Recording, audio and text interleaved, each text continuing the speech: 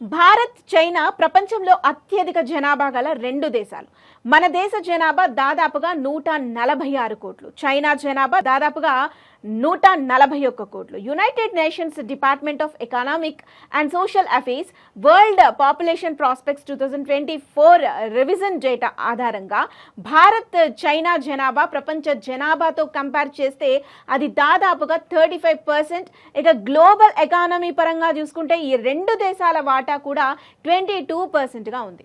ఒకవేళ ఈ రెండు దేశాలు కలిస్తే ఈ వాటా దాదాపు డబుల్ అయ్యే అవకాశాలు ఖచ్చితంగా ఉన్నాయి. 2023లో IMF డేటా చూసుకుంటే ప్రపంచ ఆర్థిక వృద్ధిలో ఆల్మోస్ట్ 50% వాటాని కలిగి ఉన్నాయి ఈ రెండు దేశాలు.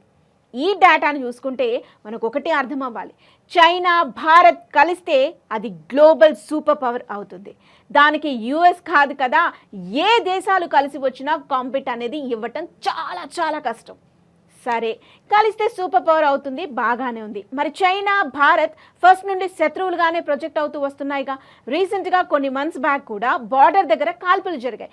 ఎప్పటి నుంచో చైనా భారత్ మధ్య బార్డర్ ఇష్యూస్ నడుస్తూనే ఉన్నాయి. మరి ఇలాంటి వాళ్ళు ఎలా కలుస్తారు?